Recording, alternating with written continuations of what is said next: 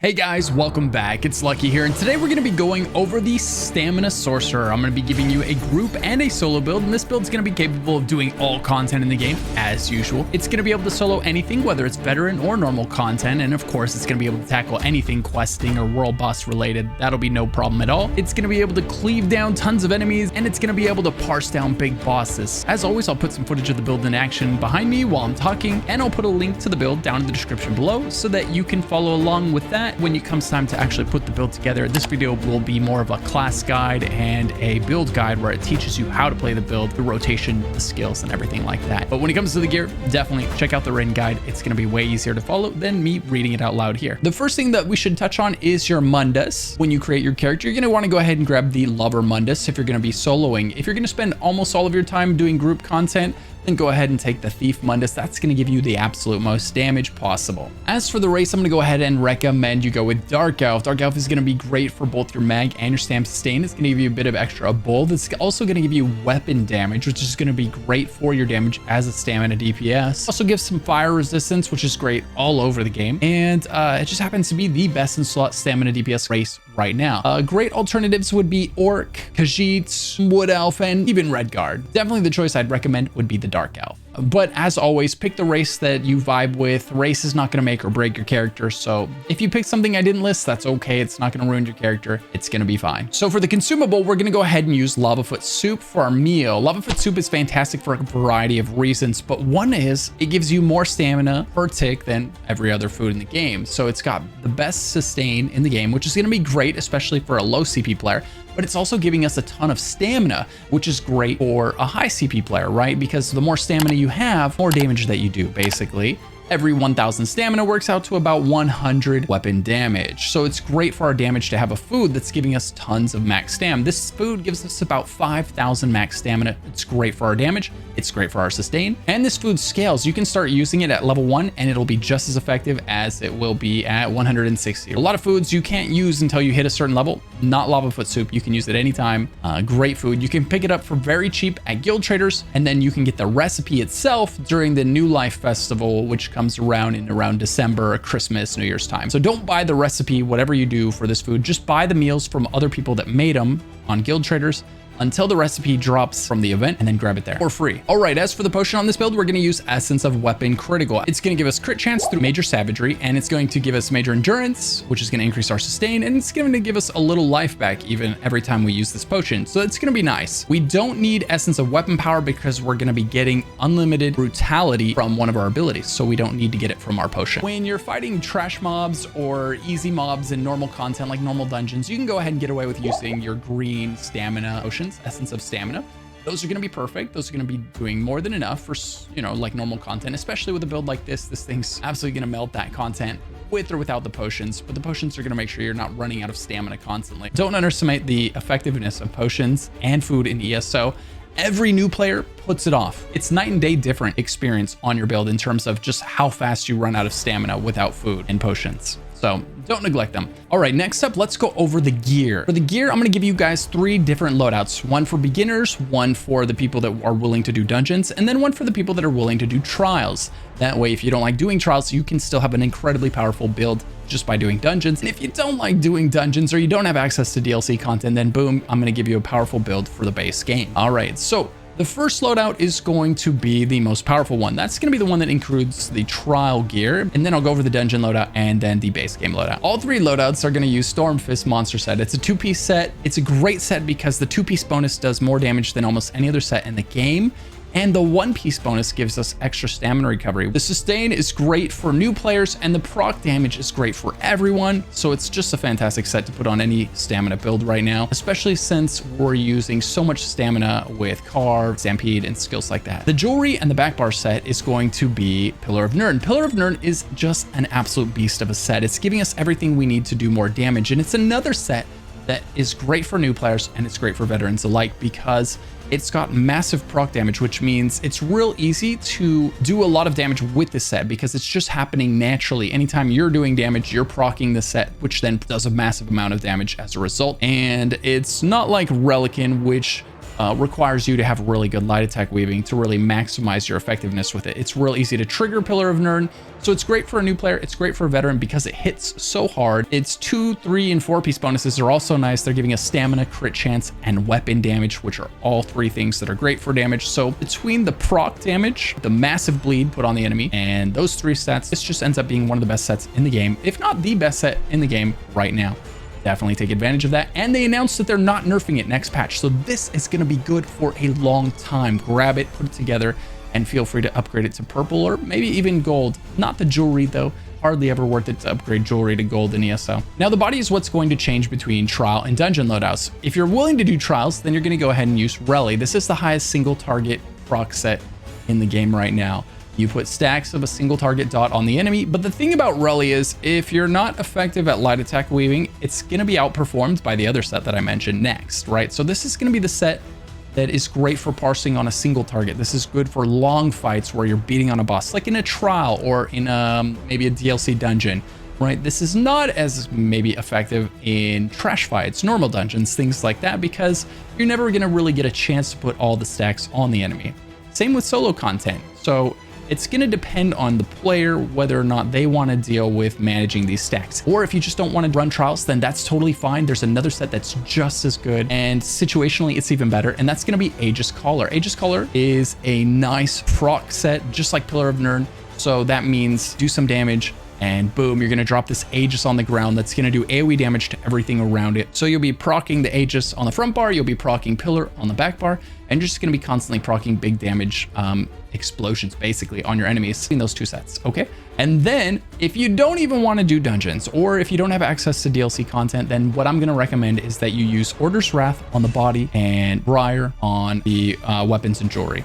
And then this way you're going to have all sets up all the time, and it's going to be great. And you can continue to use Stormfist, which, because that's a base game set, it's real easy to get, which is another great thing about Stormfist. Again, like I mentioned before, this is all written down on the website, the gear, the sets, the traits, the enchants, and where you're supposed to put each piece, which is actually really important when we're putting gear together, because we're putting one weapon on the front bar. We're doing something kind of weird. So just take a look at the written guide. It's linked in the description below and probably in the pinned comment. You know exactly how to put the gear together, and it's way less confusing for you that way. Also, the written guide is going to have skill locations, so you don't have to guess where those are. It's going to have it's champion points, right? It's going to have everything. Definitely take a look at the written guide. I put a lot of work into it for you guys. And the great thing about the gear loadout that we're going to use on this build is it's going to allow you to have a mythic item on all the time if you want, and a monster set. Usually you can only have one or the other. It's either a monster set or a mythic item, but the way we're doing this, you get both. So you can wear Ring of the Bell Order when you're doing solo content, so you can wear Kilts or any of the DPS mythics when you're doing group content. So definitely take advantage of that. And I can't explain how helpful that Ring of the Bell Order is in solo content. It feels great. It's a night and day difference for the class and for every class, for every build in this game. If you have the ability to go grab it, definitely do. It's going to be worth it. Trust me. All right, now let's cover the skills. The first ability on the front bar is going to be Bound Armaments. Bound Armaments is a great ability because it's doing a few things for us. One, every time we light attack, we get a stack of our bound armaments, and when we get 4 stacks, we fire it off for big damage. And 2, just by having this ability slotted, our max stamina is increased by 8%. That is huge max stamina buff, and because our damage is in part based on how much stamina we have, right? The more stamina you have as a stamina DPS, the more damage you do as a stamina DPS. So this is a big damage buff also. So you got some class passives that it gets to take advantage of as well. Next, we have Silver Shards. Silver Shards is going to be our spammable. You could also use Flurry Strikes from the dual wield skill line if you want. This is a great spammable for a couple of reasons. One is it's ranged, so if you have to get a little bit of distance from the boss for some reason or the enemy, it's still gonna be able to hit him. But 2, it's a cleave spammable, so it's gonna do basically 75% of the damage you do with the spammable. It's gonna be applied to all the enemies near your target, so it hits everything near your target. 5-meter radius really feels good when you're cleaving down enemies with your spammable. Next, we've got Hurricane. Hurricane is going to be a nice big AoE dot that hits all of the enemies near you. It gets bigger and it hurts more the longer that it's up until it expires. So, you know, always let it go its full duration. And also, it's going to give you Major Resolve, increasing your resistances by 6,000 and increasing your movement speed by 15% because it's also giving you Major Expedition. So that's big damage and big mobility coming from this ability. So it just feels good. It looks good. And the only downside of this ability is it can be kind of hard to see what your character's doing when it's active activated, but you'll get used to that. Next, we have Barb Trap. Barb Trap is a great bar buffer. Class passives are going to ensure that this skill is incredibly useful, plus the fact that it's one of the hardest hitting single target dots in the game, and it's going to be giving us a buff. It gives us minor force when it's applied to the enemy. So we get minor force, increasing our critical damage by 10%. That's huge. We love that. Next, we get Deadly Cloak. Deadly Cloak is another ability that is an AoE ability. And the nice thing about this is you are the epicenter, so the dot follows you around. You explode, doing damage to the things around you. So if the enemy moves and you chase after it, you don't have to reapply this because you're the thing that's exploding. And so if you're near the enemy is taking damage. The other great thing about this ability is that it gives us major evasion, increasing our resistance to AoE damage by 20%, or in other words, reducing AoE damage by 20% from enemies. So this is great for keeping your little stamina tune alive. For our front bar ultimate, we're going to take Flawless Dawnbreaker. One, because it's a nice ultimate, but two, and most importantly, those Fighters Guild passives, which increase our weapon damage by 3% for each Fighters Guild ability slotted. And we've got those, we've got Flawless Dawnbreaker, and we've got Barb Trap. So that's % increase weapon damage from these abilities, right? And it's also going to increase our ult regen. Every time we kill an enemy, we get 3 ult regen just by having an ability from the Fighters Guild slotted. So this is great to have a good bar buffer, good skill, and you can use this if you need your ult in a pinch. The other ultimate, can be kind of expensive, but the other one is a better single target ultimate if you're in a parse situation. We'll talk about that when we get there. On the back bar, we're going to be going with Stampede for the first ability. Stampede is going to be what we're using to proc our enchant. Our back bar enchant is a weapon damage enchantment. It's giving us over 450 weapon damage, right? So 450 weapon damage every time we use this ability, and the entire time that it's ticking and it's dealing damage to the enemy. So you always want to make sure your Stampede is ticking. It's a great dot. It's a great mobility skill. It closes the gap between you and the enemy, and then it hits them with a nice big dot. And this dot is AoE, so it hits every enemy near that enemy also. So if there's a big pack of enemies, Stampede into them, and then use the next ability, Carve, which is also an AoE ability. It's a conal AoE ability, so it's going to hit everything in a cone in front of you, dealing a nice fat bleed damage dot to them with a little bit of upfront damage. Also, this is going to apply a shield to you, so it's great for your defense as well. It's going to give you a little bit of defensive shield as you break into the enemies and gives you a little bit of time to apply all of your other skills. The important thing to know about this ability is it's an ability you never want to let fall off. It's the first time you cast this ability, it's going to be 12 seconds, and if you cast it again before it falls off, it'll go up to 22 seconds. It'll add 10 seconds to the duration of the dot. And if you cast it again before it falls off, it'll go up to 32 seconds, and that's where it caps out. So always make sure that you are casting Carve before it falls off. It's going to save you a ton of stamina. It's going to be really good for your sustain if you remember to do that. And sustain can be a little bit of tight on this build because we didn't go with a bunch of pets. You could always substitute a couple of these abilities out if you want to go with a pet build, and it'll be a little easier on your sustain probably. But we have a lot of stamina abilities on this build right now, so sustain's going to be a little bit tight sometimes. Maybe if you're lower level, if that's the case, just go ahead and sub out Deadly Cloak for a magic dot of your choice. You can go with Lightning Flood from the Sorcerer skill line, for instance. The third ability on the back bar is going to be Resolving Vigor. This is going to be a massive burst heal. When you use it, it will take you all the way to full health, and it's going to give you minor resolve, increasing your resistances by 3,000 for 20 seconds. So that's a massive defensive buff, and it lasts 20 seconds. The heal only lasts 5 seconds though, so just something to be aware of. Razor Caltrops. This is a great ability. It's a fantastic source of major breach, and unfortunately for the Sorcerer, it's the source of major breach that you're going to have to go and get, because the class of the Sorcerer doesn't have their own source of major breach. Sucks to be them in a way, which means you've got to go get this ability. It's not the easiest one to get. It's in the Salt skill line. It means you've got to do a little bit of PvP, not too much, break it up and go get it. You can always use any other dot in the game until you go muster up the courage or the desire to go farm out this ability. Not a big deal. You don't have it, but you will definitely do a ton more damage, especially in solo content, if you've got your Razor Caltrops and you've got that major breach applied to your enemies. Definitely get it if you're going to be doing mostly solo content. Next, we've got Critical Surge. Critical Surge is a magic costing ability, so it's nice for our sustain. It's also going to give us Major Brutality, which means it's going to increase our weapon damage by 20%, which is why we don't need to use Essence of Weapon Power Potions. We can go ahead and take those Essence of Critical Potions instead, because we already have Major Brutality from this. And while active, dealing critical damage heals us for 3,300 health. So this is giving us constant health back. We're going to be critting constantly, just all over the place. One of our dots is always going to be critting the enemy, right? So we're constantly getting this 3,000 health. Plus, if you're wearing the Ring of the Pale Order, you're constantly getting that health back, which makes the Sorcerer so hard to kill. Between that, the Major Resolve, the Minor Resolve, you are going to be able to face tank bosses in Vaterstron Hollows. You're going to be able to face tank bosses in like the Maelstrom Arena on Veteran, right? Both, any Veteran solo boss in the game, you'll be able to face tank it, no problem. You'll watch me do that, you know, behind me here on screen right now. And next we've got Greater Storm Atronach. This will be your back bar ultimate. This is your big damage ultimate, although it is single target. So it is going to be massive damage to one target. So you're going to want to drop this on bosses generally, and it's really going to help you melt those bosses down. And if an ally grabs the synergy on this, they're going to be able to get a 10% damage buff for 8 seconds, which is pretty nice for them and for you actually, because you get the damage buff as well when somebody else grabs the synergy. As for the rotation on this build, what you're going to want to do is start with your buffs. So you're going to go with your critical surge. This is a 33-second buff, so it's a nice long one. You got plenty of time to get into action after you apply all your buffs. Then you're going to go ahead and apply Hurricane. This is another self buff. Then you're going to apply Deadly Cloak. This is a self dot. It's going to follow you into combat. We're going to also apply Bound Armaments, which is another buff slash, I don't know, you're loading yourself up to ready to fire this off, right? So you've got a lot of pre-buffing you can do before you enter combat. Then once all of that pre-buffing is done, now you can stampede into the enemy, do a carve on them, drop your caltrops, and then go into your spammable. You'll be light attacking between each ability, and so every time you've done 4 light attacks, their Bound Armaments is going to light up, and when that happens, you'll be able to fire it off. So always make sure you fire off your Bound Armaments every 4th light attack, or 5th, you know, right in there, because this is going to be big damage for you if you keep up with it. And when all your dots are ticking, you're going to use Silver Shards, and whenever one of them falls off, you'll stop using Silver Shards and replace whichever one fell off. Pretty simple rotation. It's just keep your dots and your buffs up, use your spammable as long as everything else is ticking. If one of the buffs or dots falls off, stop your spammable, reapply that buff or dot, and then go back to using your spammable.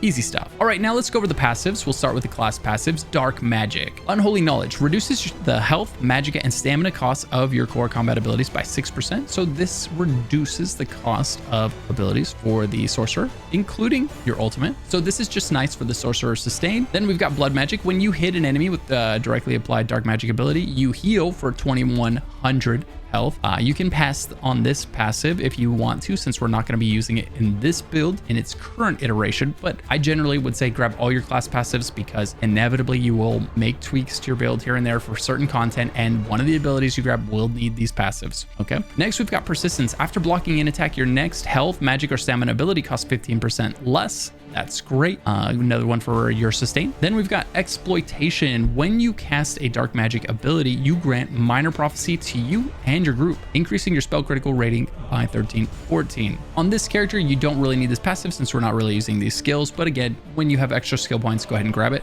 just in case. In the Daedric Summoning line, Rebate, you restore 300 magicka and stamina when one of your non-ultimate Daedric abilities ends. The resource return is dictated by the ability's cost. Very nice. More sustain. Power Stone reduces the cost of your ultimate abilities by 15%. This is one of the reasons the Sorcerer gets their ult back faster than most other classes, because their ult cost reduction from one of their passives. So that's massive. 15% less for your ult. That's huge. And this is why Sorcerers can get back into werewolf form if they play as a werewolf. Easier than most other classes as well. Next, we've got Daedric Protection. Increases your health and stamina recovery by 20% while you have a Daedric Summoning ability slotted. Great. We do have one slotted here, Bound Armaments. And we have one on the back bar, Greater Storm Atronach. So we're dipping into these passives on both bars because of the way we have it set up. Next, we have Expert Summoner. Increase your max health by 8% when you have a Daedric Summoning ability active on yourself. So we're always going to have Bound Armaments activated, so we will have that 8% buff. Next, we've got Storm Calling. Capacitor increases their magic recovery by 10%. Next, we have Energize. Increase your physical and shock damage by 5%.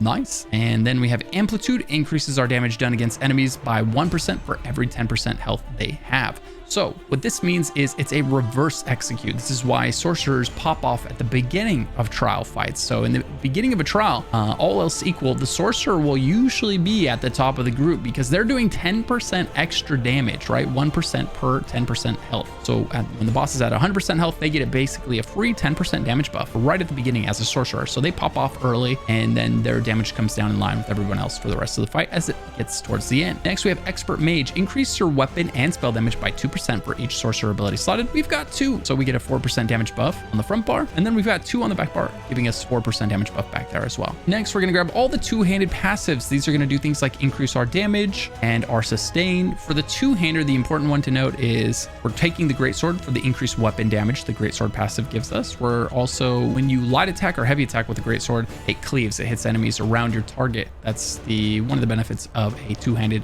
weapon. And then for dual wield, same thing. We're gonna grab all the passives, and the major thing to note with the dual wield passives is that we're using daggers because each dagger increases our critical chance by 812. So 2 daggers equals 2 times 812 for a crit chance. That's huge. And right now in the current build of the game, and for the next patch as well, there is no higher source of damage than 2 daggers. So you'll see daggers on a lot of builds. Basically any build that really wants to maximize its damage is going to wear 2 daggers right now. And then we're going to grab all the medium armor passives. The medium armor passives are really big.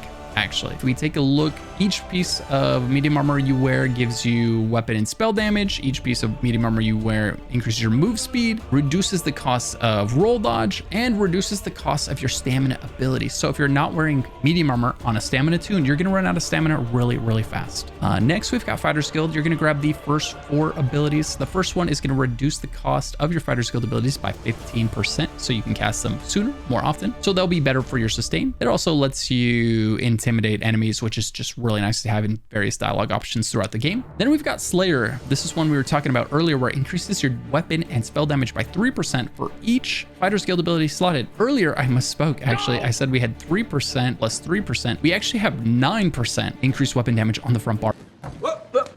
Here I come. Oh, here I come. Oh. Because we're using Silver Shards, we're using Barb Trap, and we're using Flawless Stonebreaker. That's 9% extra weapon damage. Holy cow, that's massive, right? Big damage for the character. Banish the Wicked. If we have a Fighter's Guild ability slotted, and we do, then every time we kill an enemy, we get 3 ultimate. That's huge for our ult regen. And then Skill Tracker says that our Fighter's Guild abilities do an additional 10% damage. So an additional 10% on your spammable, on your Barb Trap, and this ultimate if you decide to use it for some reason. Maybe you want to use it and you don't want to wait for the other one to come back. Next, we have the Undaunted Guild. You're going to grab both of these passives. Grab them both, and this is going to increase the max health and max stamina and max magicka pools of your character. It's also going to make it so that when you grab a synergy, you get those resources back, all 3. Under Assault, we're going to grab Continuous Attack. This is going to increase your movement speed by 30% all the time. If you don't know how to get this, make sure to watch my complete leveling guide from my other YouTube channel, the 1 to 300 complete leveling guide. That tells you exactly how to grab this ability without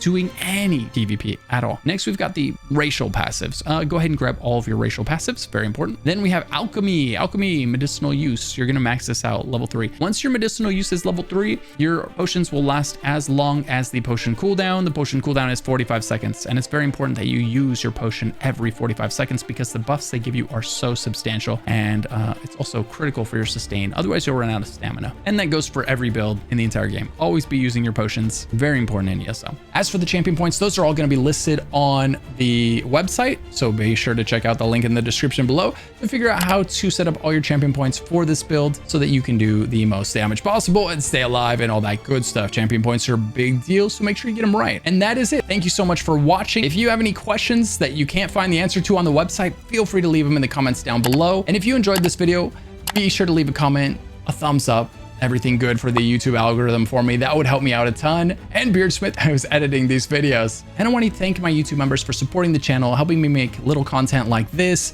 It's not quite as popular as other content, but you guys supporting the channel really helps, makes it possible to keep producing these fun videos for ESO. If you ever want to hang out with someone else who loves MMOs, be sure to swing by my Twitch stream over at twitch.tv/luckyghost. Thanks for watching, and if you're not sure what to do next, check out one of the videos popping up on screen right now.